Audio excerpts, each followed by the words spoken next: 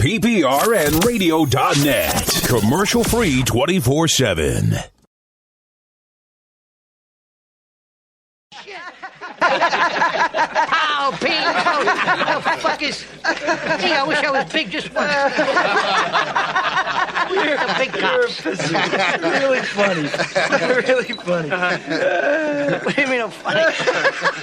It's funny, you know. It's a good story. It's funny. You're a funny guy. What do you mean? You mean the way I talk? What? It's just, you know, you're just funny. It's funny, you know, the way you tell the story and everything. Funny how? I mean, what's funny about it? Tommy, no, you got it all wrong. Oh, Anthony. He's a big boy. He knows what he said. What'd you say? You're right. Funny how? What? Just, you know, you're funny. You mean, So? well, let me understand this, because maybe it's me, I'm a little fucked up, maybe. Well, I'm funny how? I mean, funny like I'm a clown, I amuse you. I make you laugh. I'm here to fucking amuse you. What do you mean funny? Funny how? How am I funny? No, just, you know how you tell the story. What? No, I don't know. You said it. How do I know? You said I'm funny. How the fuck am I funny? What the fuck is so funny about me? Tell me. Tell me what's funny.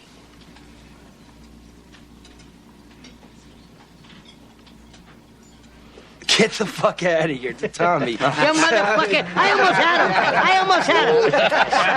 You stuttering prick, yeah. Frankie, was he shaking? I wonder about you sometimes, Henry. You may fold under questioning. Now, as I was saying, drugs are bad. You shouldn't do drugs. If you do them, you're bad. Because drugs are bad, okay? It's a bad thing to do drugs, so don't be bad by doing drugs, okay? That'd be bad. Drugs are bad, okay? The girl of your dreams has got to be in some bar. Sorry, boys and girls, but this is X-rated. So if you're under 18... Get out, goddammit! Get the point? Good. And now? Bend over.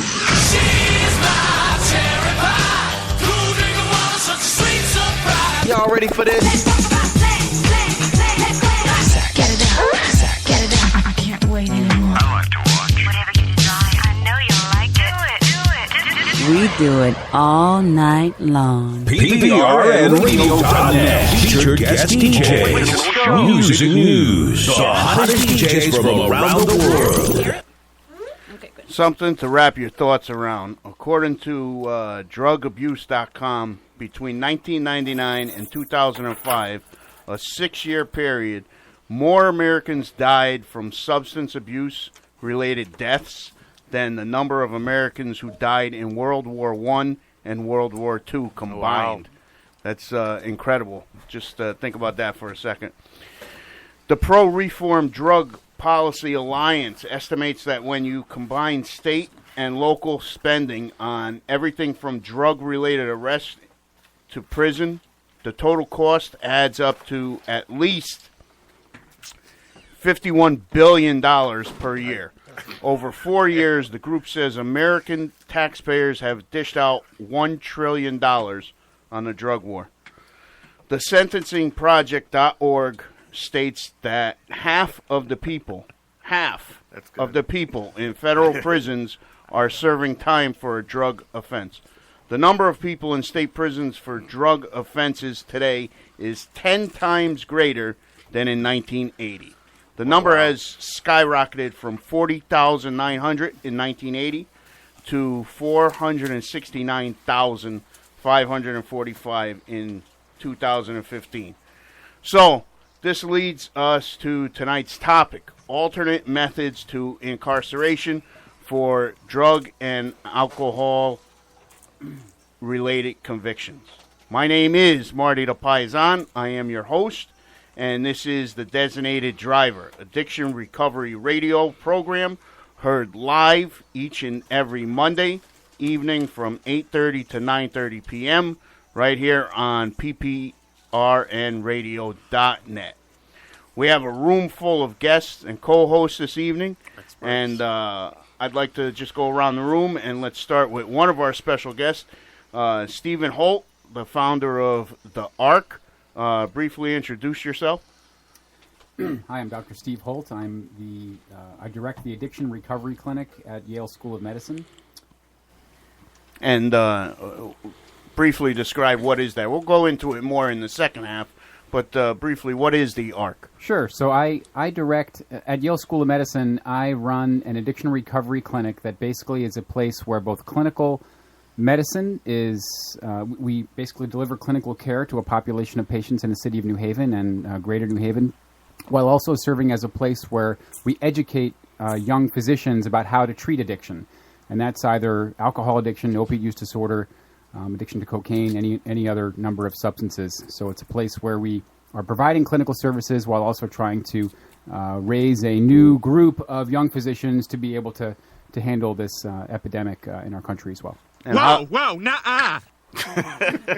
And how long you been doing that, Steve? The Addiction Recovery Clinic started about 3 years ago. I personally have been treating folks suffering from addiction for about 10 years now. Wow. And then on the other side of the room over here, we have Bill Ludwig, publisher of Bottoms Up, a recovery story. Hello, Bill. Hi, how are you doing tonight? Nice and loud into the microphone. Good to be here tonight. I'm a good listener. Do you know how rare that is in this universe? You can adjust that mic so you can talk into a little bit more. Because it sounded a little nasally on that last one. Thank you very much. All right, so you got a publishing company out of Brantford? Right. I publish, Hotchkiss Publishing is the name of the company, and I started this company 3 years ago publishing a couple of books by Sandy Beach, who was a long-time recovering alcoholic. The first book I did, Dear Friend, I did for his 50th anniversary, and I've done 2 subsequent books by Sandy, and recently published a new book, Bottoms Up, by a recovering alcoholic, Paul C., who was originally from Adams, Mass. Oh, all right. That's pretty good. All right, so we'll just go right around the room. Everybody introduce yourself with our soundboard guy over here and owner of PPRN. Daddy?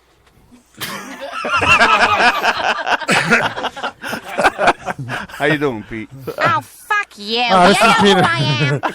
This is Peter. I'm the owner of PPRN Radio, and I'm glad to be here, a part of this, and the sound guy too. Yeah, it's good to be here. Everybody enjoys the show. We get a lot of good I keep feedback forgetting about he's it. here. It's okay. It's our doors. Okay. All right, so right down the road there. Go right ahead. Yep, Dr. Mark Bono here. And what do you do? That's our very own Bono. It's Bono Bono. I am one of the owners of the Center for Compassionate Recovery in Madison, and we treat nearly exclusively opiate addiction, doing a combination of medication-assisted therapy and psychotherapy, and I do the psychotherapy. And I never asked you, but are you related to, by any chance, No. to Sonny? No, but I lived in Palm Springs, and it was brutal because he was the mayor, right? I got it everywhere I went. So I just started saying yes after a while. It was easier. All right, and on the end over there, we got who do we got? We got Prince, the Prince of Handsomeness. Prince Spaghetti. And modesty. The Prince is actually a clinical therapist. I work with teens, so around substance use. So I'm also an expert and the Prince. And then down on the corner over there, we got Richie the doorbell. Yeah, I'm not a prince. I'm just here to give my 2 cents. Not everybody can be a prince, all right? No, you're not. Then we got the very lovely, Teresa. very beautiful, outrageously beautiful Jackie. Thank you. Jackie, a.k.a. Teresa, and I have my little buddy with me. Hi. Vincent, how old are you, Vincent? 6.5. 6.5. Wow. Do you love your mommy? Yes. All right. Tell the truth. No, I'm kidding. All right. So, where are we at here? All right. So, the topic for tonight, a friend of mine had just gotten out of jail, and she put this thought in my head to talk about this, about people that get incarcerated for drug and alcohol charges. They get thrown in jail like, they're just getting thrown away. And like I opened up the show with, more than half of the people are in jail and prison for drug-related charges, alcohol. Hi, how you doing? I'm moving to him. Are you paying attention to what I'm saying? No. This is very important. Yes, I am. Okay, so how do you feel about it?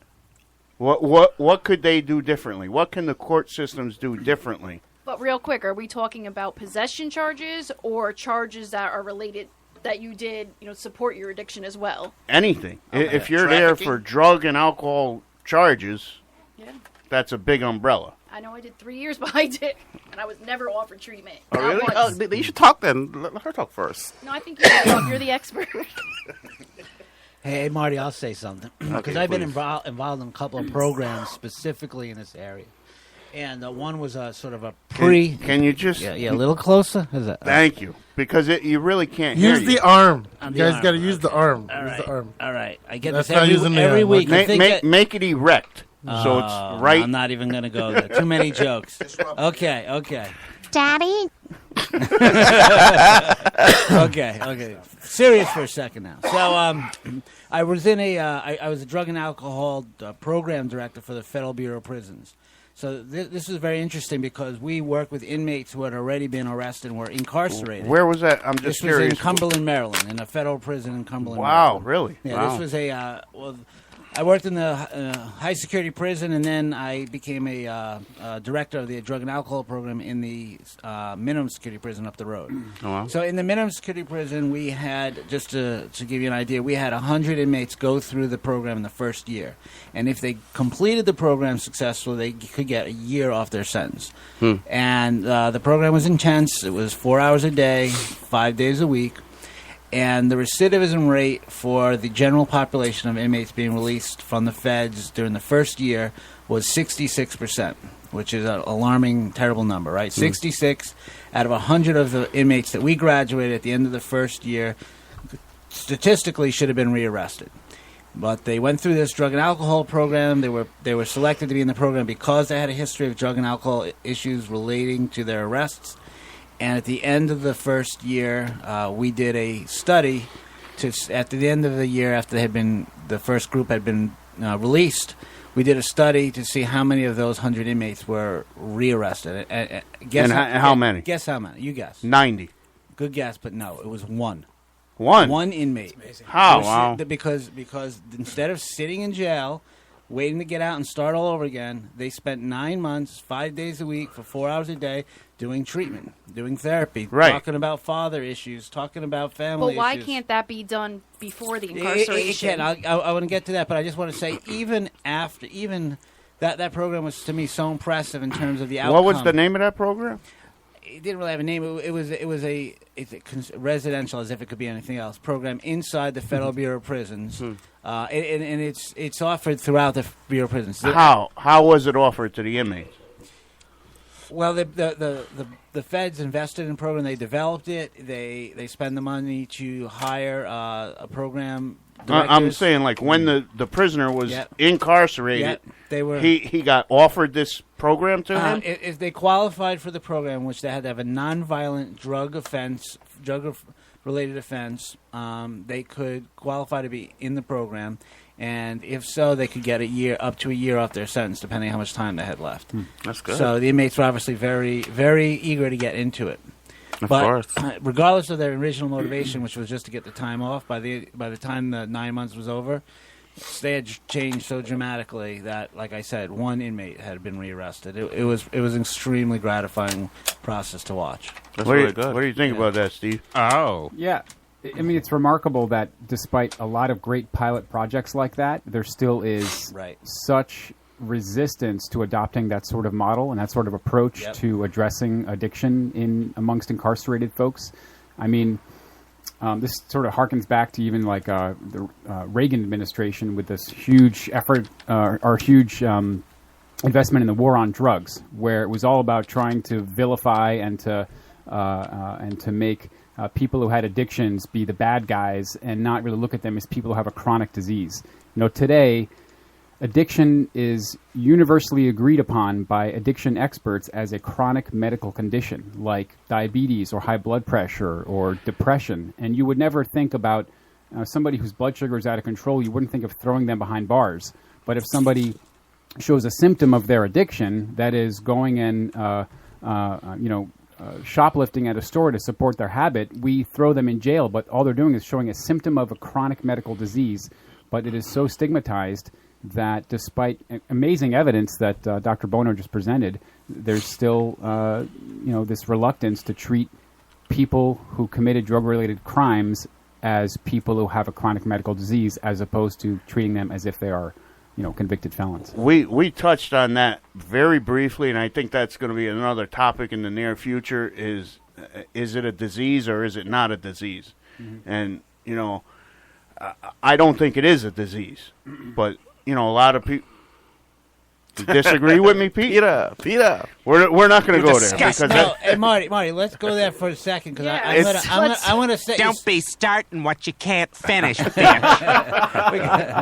I'm going to set you straight for a second, there, Marty. And I'll tell you why. Because here's the thing: it's really impossible to prove 100% whether addiction meets exactly the criteria for a disease. There's obviously a lot of overlap there. The AMA considers it a disease. But here's the thing that you need to know about this, Marty. The best way to treat addiction is with the disease model. And that's really not up for debate.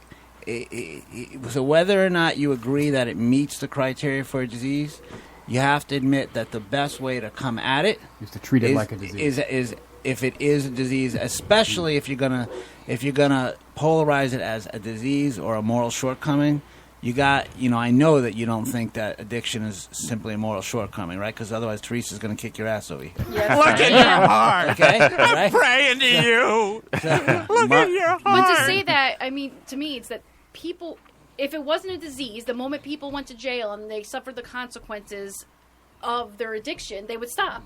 Right? They would stop. And brain scans and MRI scans and everything demonstrate that there's a difference in the brain chemistry between the initial what is and isn't. The initial nice, Vince. There you go, Vince. The initial intake, maybe, Marty, might not seem like it's a disease, but we don't know what triggered us to go down that road. As you keep going, like diabetes isn't a disease until you start eating sugary stuff and you can't stop. But there's a reason why I obsess about the drug, and you could do it once, and fuck it, it's done. No, but it becomes a disease to me. Yeah. You know what I'm saying? Jackie. It goes with your personality. If you've got an addictive personality, you're going to get addicted to something.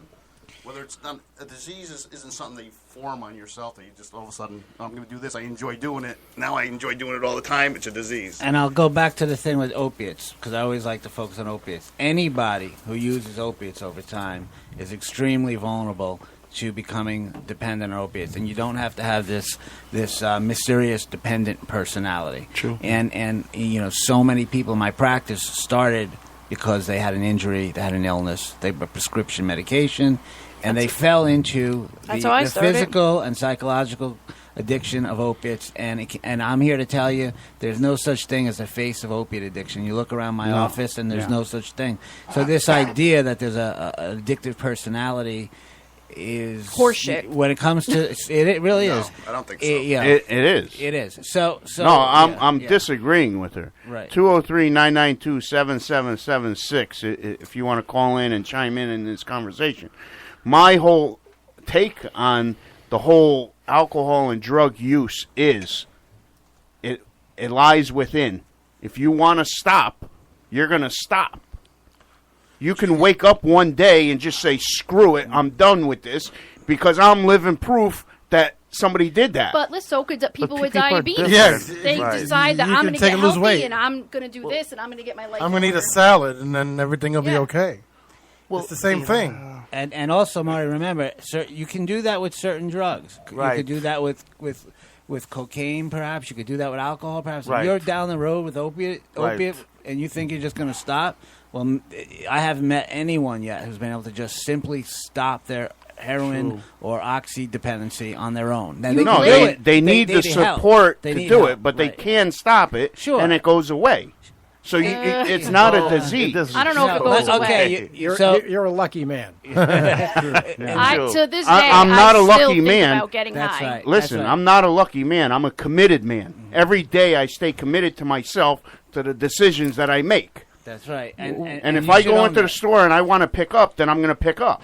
But I choose not to, and I stay committed. I think we're trying to split hairs about semantics here, because if you use the word disease suggests that there has to be something wrong with your body. There has to be something wrong with either, for diabetics, there's something wrong with the pancreas, there's something wrong with the way you use insulin in your body. For someone who has heart disease, they have a problem with the heart muscle.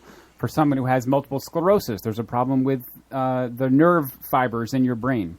For someone who has addiction, there is a chemical imbalance in populations of neurotransmitters, your brain's signaling enzymes. You're going all doctor on me. Well, he is, right, definitely. I'm just trying to make a point. I mean, so whether you call that a disease or you call it a willpower problem, the reality is that your brain's ability to handle cravings, like if you see a bag of dope in front of you and you have a history of opiate use disorder or you don't, the person who has a history of opiate use disorder, when they see that, there are bing. Thank you. That's simple. There's basically neurotransmitter. There's a release of endorphins and this sort of pleasure center things in your brain that are firing at such a level that they overwhelm the senses and overwhelm reason and make you do something you did not want to do, which has nothing to do with whether you incorporate willpower or not. The fact is it's a disease, and certain people have more or less ability to handle those cravings based on other factors, how strong their will is. What people with the alcohol and drug use disorders need is they need help, and they need the tools to learn how to deal with the urges. Right. That's but a diabetic gets a pen. A cocaine addict doesn't get a pen. He gets told, you need to calm down, and you need to learn this on your own. Yeah, There's no pen. Bad. There's no prescription that can stop you from doing cocaine. It's a moral dilemma. Heroin, you have another thing, but that's another drug that you get addicted to is the whatever they wean you off of. Methadone. So, Rich, do you agree with me or you disagree with me? No, I'm with you. I think it's all in your mind. That's like saying someone who can't stop eating is obese has a disease because they eat too much, or someone who's bulimic has a disease because they don't like to eat and they want to throw up all the time. It's all in your mind of what you want to do. Let me go, doctor. And we've gotten way off the topic. Right. We're not on our topic. We're on the topic. We're on topic. The topic is at the other half of the hour. No, we're going to talk about our guests the other half. But the thing is, if people were treated before prison, I think families and lives would be saved and intact. Without a doubt. Yeah. Absolutely. There was no reason I had to be separated from my son for 3 years. And the damage that was caused in between then was horrendous. That's right. Is there any more pizza? No. Well, if they set up incarceration so that it was separated with drug offenders in one certain type of jail where you can bring your kids in, and they all day they're doing their, rehab type stuff for them. Right. But there are pre-sentence programs that are extremely successful. I was involved in one out in California called Prop 36, where they put $100 million into pretrial diversion programs. Well, wait, let's ask. Yeah. Are you addicted to anything? Were you? No, I then it's easy, and I'm not putting you down, but it's easy to say that it's easy not to do it. It's I started smoking pot when I was 12 years old. Okay. I still smoke pot today. I've stopped for months on end. If I go to and that's a typical response from a pot smoker. It's not addicting. Right, you're not going to. Yeah, but I was addicted to alcohol. I've taken vacations with my kids and left everything at home. We just go and not even thought about it. Just went and did but my my brain is different than yours. Yeah, exactly. And also pot is different than opiates. It is. Yeah, Right. But in my youth, to be all honest, I did everything. Mm-hmm. Everything. Right, and there are a lot. But what I took out of my teens is the weed. And there's a lot of people that experiment here and there, and they don't get addicted. Yeah. But with opiates, if you're exposed to them for a period of time, you're going down. Oh, absolutely. Because I do have friends who would take them, once here and there for whatever buzz. But that was it. I had the same thing. I went head first There's off a, the there's, deep a, end. there's a physiological change that takes place over time, and once once you cross that barrier, it becomes a physical illness. We'll call it a disease or not. The physical piece is extremely. It's a big portion of it. I did things that I would never ever do. Yeah. How long were you sober? Yeah, good question. September is going to be 22 years. Never relapsed. That's pretty good. Not once. Not one time. I haven't had a sip of champagne on my wedding day. Nothing. Nothing. And I stay committed. Believe And me. that's how I do it. And I believe in God. God looks over me. And, and Richie will tell you, I'm out in the bars every weekend. And I listen to the bands. You saw me, you know what I mean? But see, that's pretty good. Listen, that's really good. We gotta do this here, Right, and then right. we're gonna move on to the second half of the show. Okay. So He shut you down. He shut me down. we'll pick you back up in the second half of the show. Now, I don't know what you've heard about American girls, but we don't go hopping into bed with some guy we only just met. He's a funny guy. Rob'sTickets.com, 203-467-8499. Want to see your favorite sports team? Tickets are available for every team in every city. National events, Super Bowl, World Series, U.S. Open, NASCAR, whatever you need tickets for. If you're traveling, you want to see a show, Vegas, Broadway, Rob's Tickets can deliver right to your hotel anywhere in the world. You receive a 10% discount when you mention Paisan. Paisan. 10% discount is available for all the Designated Driver listeners when you place your order on robstickets.com and you get to the checkout screen, type in Paisan, Paisan, to receive your 10% discount. Delestra Jewelers, 280 Main Street in East Haven, over 43 years in business, well known for excellent selection of watches and jewelry, and for the repair service. After 43 years, I don't think there's a piece of jewelry that Johnny can't fix. All repairs are done on premises while you wait if you so choose. Diamond and engagement rings, Delestra Jewelers is the best place to pick out your diamond and engagement rings. Delestra Jewelers also purchases your old unwanted jewelry. Prince, you got any unwanted jewelry? I have a lot of... Not the one you stole either. No. Something different about Delestra Jewelers that you Buddy. won't see in any other jewelry stores. Authentic sporting merchandise. Johnny Jr. carries all your favorite sporting teams' merchandise, framed pictures, team jerseys, one-of-a-kind autographed items. It's all right there in the store. And if they don't have your favorite team, Johnny Jr. will special order it for you. 203-469-8214. Find them on Facebook. Delestra Jewelers Manufacturers. The Center for Compassionate Recovery is a private practice that treats opiate addiction on an outpatient basis. www.ConnecticutAddictionCTAddiction.com, located in beautiful downtown Madison, Connecticut. Our co-host here, Dr. Mark Bono, one of our co-hosts on The Designated Driver, is a licensed clinical psychologist in the state of Connecticut. He has been specializing in addiction treatment for over 20 years. Mark, thank you for being part of the show each week, and all your time that you put here and your support. What else can you tell our listeners about the Center for Compassionate Recovery? Shameless plug part? Okay. As you said, located in beautiful downtown Madison, but more importantly, we take Husky Insurance, which is pretty unusual for private practitioners in the state of Connecticut. And perhaps more unusual, we do a combination of medication-assisted therapy as well as co-occurring psychotherapy, meaning we address both mental health and addiction treatment simultaneously, as well as work in partnerships with our physicians for the medical aspects of opiate recovery. 203-245-0412. Now, the Designated Driver also focuses on local bands all across the country, and I'm still getting lots of emails from lots of good bands. A couple bands that we're featuring this week is Ashes Fall and Moonshine Crooks.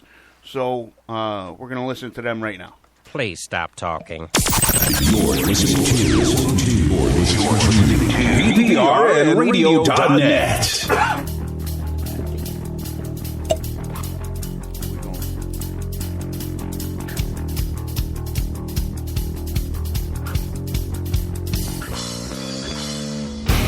Woke up face down on the couch, my brain's beating down, must go home. Walking over all these people I don't even know. Looked in the mirror, lipstick's on my face. I don't remember anything, not even what we drank. Who was that girl? Hang out my memories. Slowly it's coming back to me. Now I can picture a face. She was there standing in the crowd. She was dancing all over me while I was playing my guitar. The lights were down and the music was up so loud. She was like a rock and roll superstar. I don't even know who the hell you are. I guess I'll carry you down in my hangover memories. Now everyone's up and walking around, barely speaking at all. Even though last night we all seem like friends, we're all just strangers again. All those faces, nurses in there. I don't know why I even care. Will I ever see her again? Will she remember her? Hang out the memories. Slowly it's coming back to me. Now I can picture her face. She was there standing in the crowd. She was dancing all over me while I was playing my guitar. The lights were down and the music was up so loud. She was like a rock and roll superstar. I don't even know who the hell you are. I guess I'll carry you down in my hangover memory.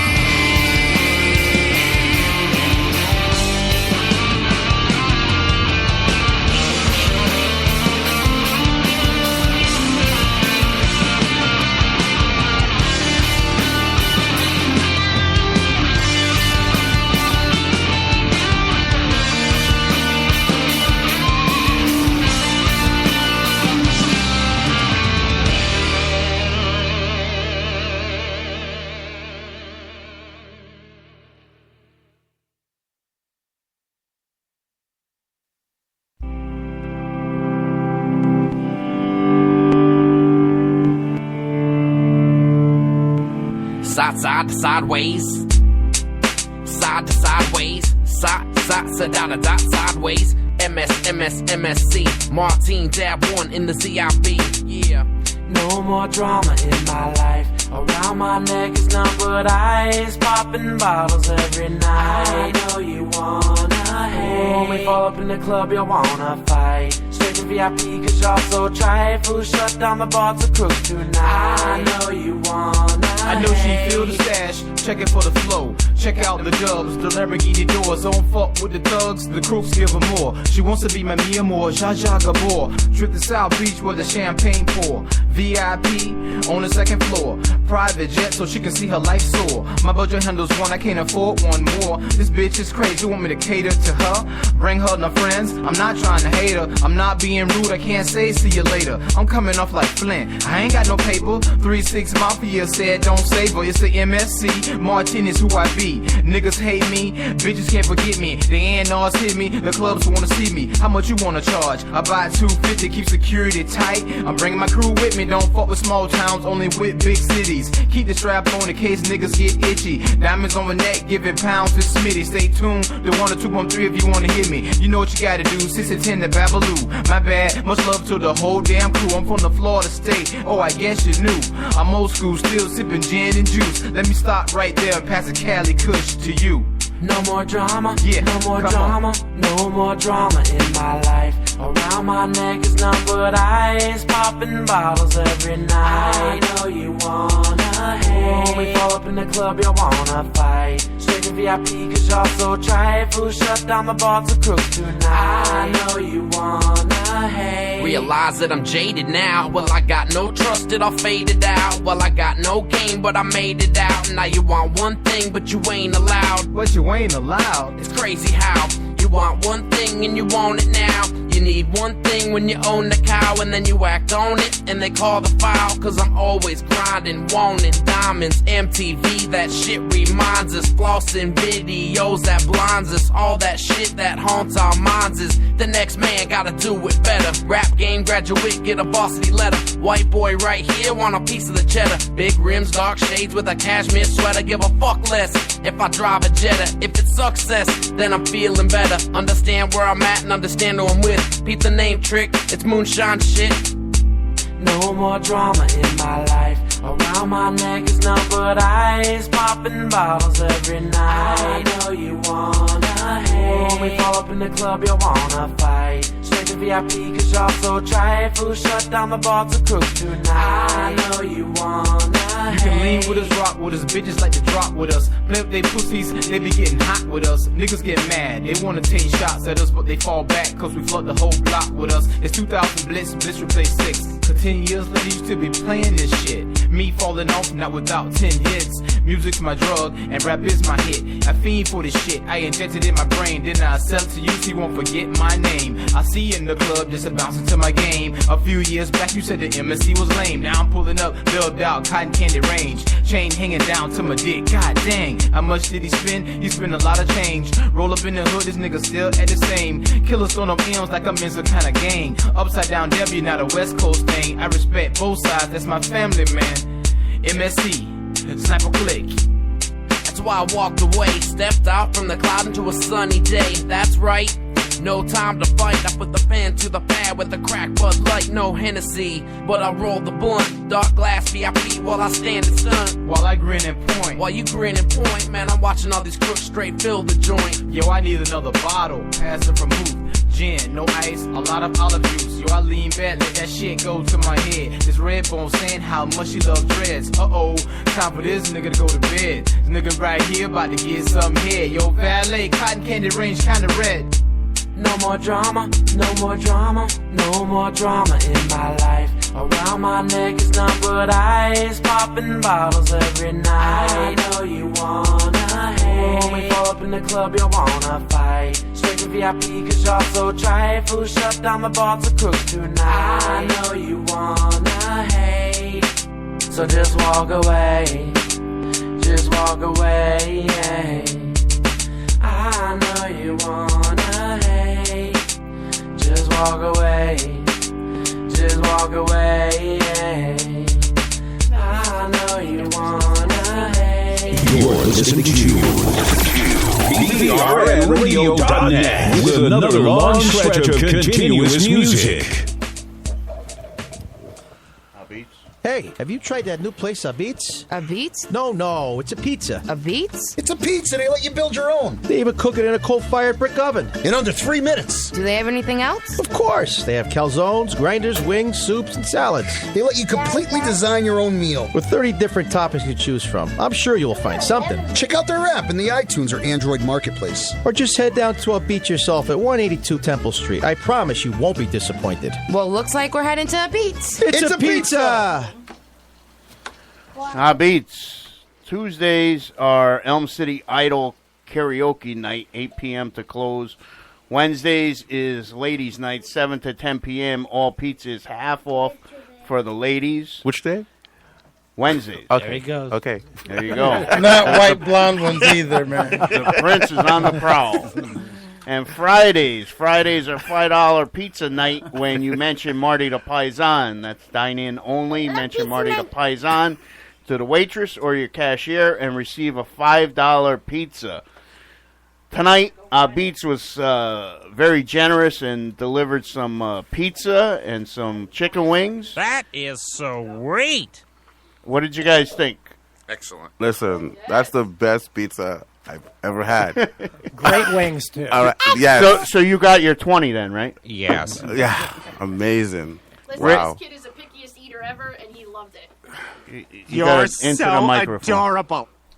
This kid is the pickiest eater ever, and did you like it? What'd you think, Rich? I thought it was good. The wings were good. Pizza was good. Cooked great. Wait, it was good. It wasn't great. Mashed potato and bacon. What'd you think of that, Pete? Oh, yeah? Be honest. It was really good. It was really good. Yeah, it was great. It was just good. It was great. It was good. So, Beats, that's AH-BEETZ.com. You can order online or you can call 203-745-5370 this Thursday evening, May 25th. Everyone that can hear my voice is invited to my college graduation after party. It's at Beats, 182 Temple Street in New Haven, across from the Omni Hotel. We're meeting up there around 9 o'clock for some pizza, laughs, and to enjoy the next chapter of my life unfold. Thursday night is also college night at Beats. They have a DJ who comes on around 10:30. And from what Paul, the general manager, tells me, it gets pretty packed over there. It does? So we'll be down there around 9 p.m. If you guys want to join us. So that's 9 p.m. Thursday. Rich, what else is going on? I believe it's June 4th. Yep. We got Right into the microphone, Rich. Nice Yeah. and... We got a reunion coming up August 19th, and we're going to be selling wristbands not this Sunday, What- but the following Sunday on the East Haven Green. We're going in and out now. Now you shut them off. Because they're moving, and I got to Oh, all right. use the arms. To talk? That's the No. Italian thing, isn't it? There you go. You're good now. Go ahead. All right. Yeah, so 2 Sundays from now, Sunday, June 4th, we'll be selling wristbands 11 to 3 p.m. on the green. If you want to check it out, the Memorgan Knights of East Haven, that's our Facebook group. You get all the information on everything that we're going to be doing, when we're going to have dates to resell these. Probably 2 more times after this. And if you don't have them by then, well, there's always next year. The reunion is a great gathering of friends. The first time that we did this was 2 years ago, and there was over 300 people. We had Fool's Faith, local band out there, and they're going to be out there again this year. It's August 19. It's going to be at the Irish American Club in East Haven off of Laurel Street. Tons of food, clams. People were shucking clams all day last time we did it. And I'll bring down the ETV camera, and we'll film it for ETV and CTV as well. So you guys want to come down and get your wristbands June 4th on the East Haven Green from 11 a.m. to 3 p.m. True Ink Gallery, Tattoo Piercing and Art Gallery. TrueInkGallery.com. True Ink Gallery USA on Facebook. Full service custom tattoo and piercing shop. 2005 Foxen Road in North Branford, half mile past McDonald's. They're specializing in one-of-a-kind cover-ups, recolors, and redos. Ruick is badass when it comes to fixing up somebody else's screw-up, and I can proudly display my East Haven tattoo that Ruick worked his magic on. Thank you for creeping up my night, and Jesus be with you. And also with you. True Ink was voted Best Tattoo and Piercing in New Haven and Connecticut by The Advocate. Troy Radecki is one of the tattoo artists at True Ink. He was voted Best Piercer in Connecticut 3 years in a row. Receive a 15% discount for all military, firemen, and police with an ID.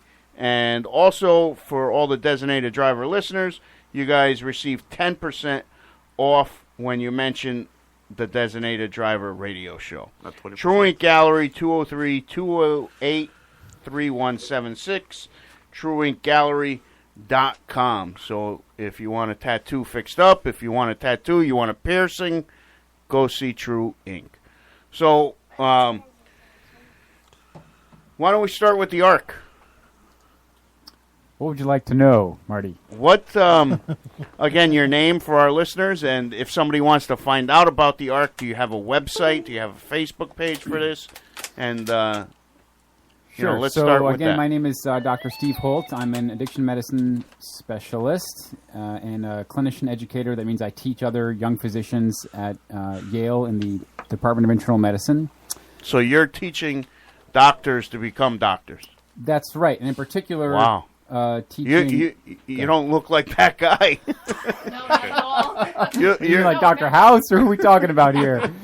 I mean, Dr. you look like a very laid back guy, and that's great. Well, I'll leave it to my students, I guess, to say if I'm laid back or not. But either way, I'm trying to try and really increase education in addiction amongst young physicians, and really try and stimulate interest in learning about how to manage patients with addiction.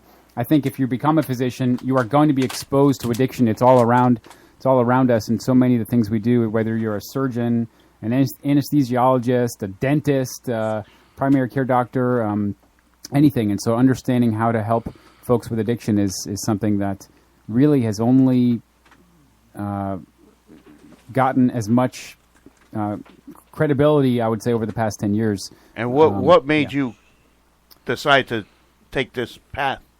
Into addiction or into medicine? Right, into addiction. Addiction. I was a psychology major when I was an undergrad. I think I was always fascinated by motivation, by understanding why it is that all people, myself included, do things that we know we shouldn't have done repeatedly. Like folks with addiction, more than anyone else, I think, sort of show that they have perfectly rational brains. They know what they want to do, and they have all the strength of will and the heart and the desire to do well, and yet somehow they can slip up multiple times over and over and over again. And trying to understand how that happens, why it happens, and how to help folks who are genuinely struggling with this disease is something that has always fascinated me. And so when I went and got my medical degree and ultimately did my internal medicine training, I really gravitated towards patients with addiction disorders. And I also found it to be the most rewarding population of people to take care of, because I think people with addiction so often want to be listened to and want to be treated like human beings, because they've so often been treated as if they are, like somebody said before, moral failures, as if they are people who just get thrown into the dirt and don't deserve to be treated like human beings. And so when they actually get treated like human beings and treated like people who deserve all the best treatment that we have available, they are so grateful. And I found that to be incredibly rewarding, and that's what really drew me to that population. So the ARC is basically for doctors who want to come into the field. Yeah. That being said, all of our internal medicine doctors all have to spend some time in the addiction recovery clinic. So it really is, we're trying to make sure that every physician who graduates from Yale in internal medicine gets some exposure to the ARC. But certainly those young doctors who have a particular interest in getting that skill set, they may spend more time in the ARC and get some extra training. So maybe this is something you could have used back in the day. Me? Yes. Right? Well, I'm sort of on a parallel process, just not medically, with Dr. Holt here. My addiction, my training was from day one, from my master's program, has been in addictions. But my philosophy is I was nodding my head silently when Dr. Holt was talking about what drew me into the field, and the name of my practice, the Center for Compassionate Recovery, is not an accident, and that the way we treat our clients in terms of the humanity is what separates us. In addition to the model we have, it really is the key factor, and it's what makes it rewarding. Because you're right, my clients have been treated poorly many times, and unfortunately many of them have state insurance, and I hate to say this because I know there's some good people out there in the state system, but in general they've had some rough experiences. So with our next guest over here, Bill. Yes, sir. nice and loud into the microphone. So They yell at you, Bill, if you don't do that. So, go ahead. Okay, I'm Bill Ludwig. There you nice to go. be here tonight. Appreciate the time and the opportunity to talk a little bit about Hotchkiss Publishing. And I don't have a program to offer. The program that's talked about in the books is mostly AA, but I'm trying to help with carrying the message. I mean, that's the point of the, Hotchkiss Publishing. So is to carry a message of hope. Tell me a little bit about this book and how people can get this book, Bottoms Up Recovery by Paul C. So tell me a little bit about the book and where can somebody buy this book? Sure. Paul C. Bottoms Up is available either on my website at HotchkissPublishing.com or it's available on Amazon.com. And just either look up Paul C. Bottoms Up a Recovery. And the book came to me. Paul was a recovering alcoholic with 37 years sobriety when he was diagnosed with pulmonary fibrosis. Wow. And he had had a career as a photojournalist and had written 2 prior books, but he decided after his diagnosis that he wanted to leave a recovery book behind and carry the message and provide. How did he stop? Do you know? So he found recovery through the rooms of Alcoholics Anonymous and was 37 years very active in Alcoholics Anonymous from what I understand. I never met him because as soon as he finished the book and the first printed copy showed up at his door, he went into hospice and died immediately after that. Wow. That's a tragic story. His widow contacted me after his death and asked if I could help republish the book and keep it in print. And so I agreed to do that. And his widow, Cheryl, wrote a wonderful introduction for the book, which really gives a lot of background about Paul and their relationship and how the book came about. He also wrote his own obituary, so we put that in the back of this issue of Bottoms Up. Oh, wow. And if somebody wants a copy, you said they can go on your website? They can go on my website, HotchkissPublishing.com, or they can go on Amazon. And how much is it? It's $12.95. $12.95. So this here is on the back cover. It says, alcoholism presented in a series of poignant vignettes with every drink, a loss, a spiral downward, then finally a triumphant journey back. Thank you for this truth. Jacqueline C. And then it sounds like all the bars we have over here. Jacqueline C., Joey Z's, Johnny Z's, Anthony D's. Yeah. What's appealing about this book is that it is just a series of vignettes. It's little short stories. Paul was very good at writing 1 to 3 page. Being a journalist, he was good at writing short stories. So all the stories are 1 to 3 pages. The book's in 3 parts. What it was like, what happened, and what it's like now. Here, I'm opening up the book here, and the first thing I open up to, it says "The Cop and the Lobsters." Yeah, he's got some funny. He's got some funny stories. He's got a 9th step story that is very unique. He runs into an old girlfriend in a parking lot, and says, "Well, I'd better make amends to her at this point." And they have a nice little conversation. He comments on how she still looks as good as she did when they were dating, and after a few comments back and forth, he said, "Look, I'm in this program. I've been sober for 5 years. I need to make amends. And is there anything I can do to make amends to you?" And she said, "Well, as a matter of fact, my girlfriends and I have been saying that I should probably put together a portfolio to send into Playboy. Oh. Would you mind taking the pictures?" I don't think that qualifies. Sounds like a pretty easy 9th step. They say after the 9th step, those are the promises do come true. So there you go. There's something to hope for. He must have did a lot of traveling. That happens to be a lot, by the way. So I understand. I take a lot of pictures. He's been repeating the 9th step over and over again. It's a cunning and baffling disease. That's the truth. He must have did a lot of traveling because I'm flipping through the pages here and I see steak in a cab, Cape Cod vacations, wow, wine in a taxi. Wow. So he's always doing something there. Having fun. That's good. He had a pretty active life. So that's Bottoms Up, a recovery story, and you can check that out on Bill's website and Amazon, you said? Amazon and HotchkissPublishing.com. And also on my website, on Facebook at Hotchkiss Publishing as well. And Great story. And all the information is right there on your website. It's all there on the website. And you're on Facebook as well, right? On Facebook, either Hotchkiss Publishing on Facebook or Sandy Beach Books. Sandy Beach Books. Right.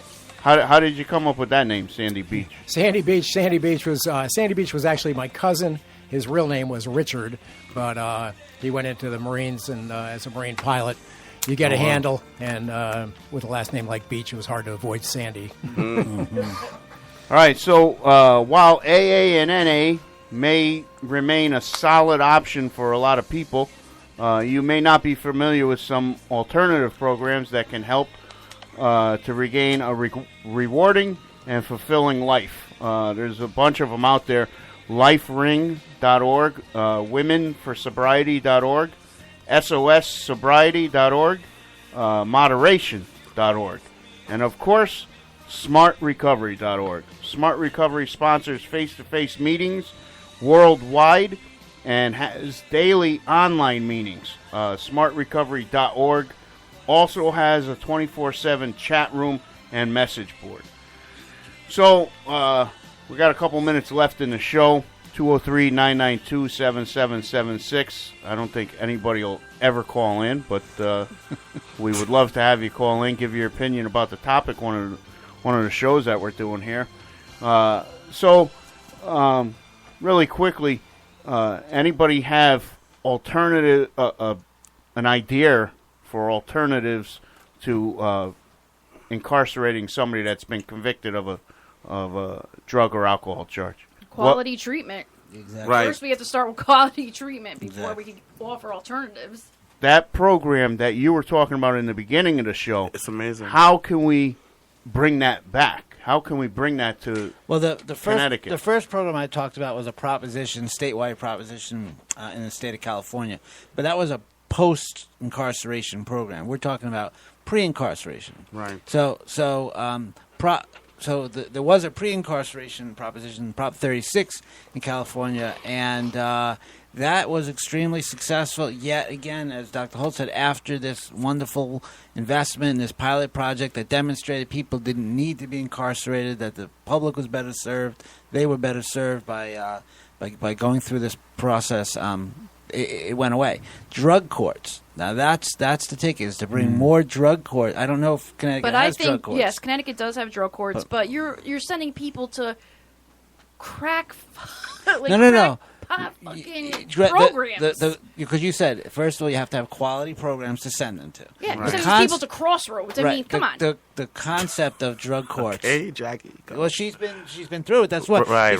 Remember when I said before, like, unfortunately, a lot of my clients who have had state insurance have gone through those kind of programs. And we got about 2 minutes. They haven't been treated well. But drug courts and high-quality treatment combination, now you're talking. And judges and prosecutors who are more familiar with addiction. That's right. True. Unfortunately, in the current administration, things will probably get worse before they get better.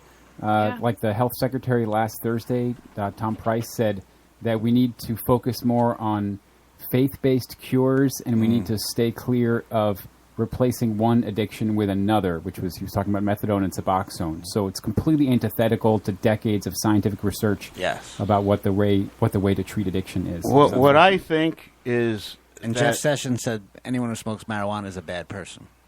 I guess I'm bad. What I think is addiction is not something new in society. It's been here for many, many years.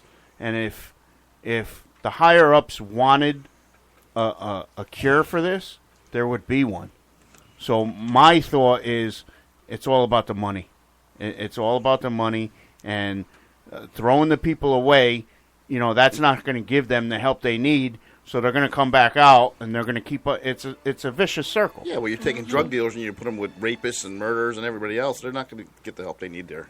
So that's my thought. And again, thank all you guys for being here, part of Designated Driver.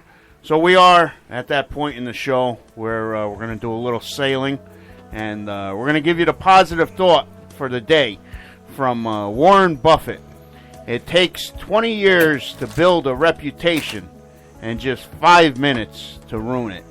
If you think about that, you may do things differently. Amen. Be sure to catch my other show, Public Access Television, Sunday Saucepot, twice a day, every day, 10 a.m. and 10 p.m. online, www.easthaven.tv. Check me out on Facebook, facebook.com, Marty the Paisan. Thank you to all our guests, all our co-hosts, Peter and PPRN Radio, and all the listeners. Thank you. We won't be here next week. Next week is Memorial Day, so everybody eat a hot dog, open up a clam. Not a beer. No beer. Don't even drink that non-alcoholic beer, because that non-alcoholic beer is like wearing unscented perfume. You know, what's the sense of it? So from all of us to all of you, have a happy and safe Memorial Day. Yes. We will be back Monday, June 5th. My God, it's June. Go to sleep, Sullivan. As always, who loves you, baby? PPRNradio.net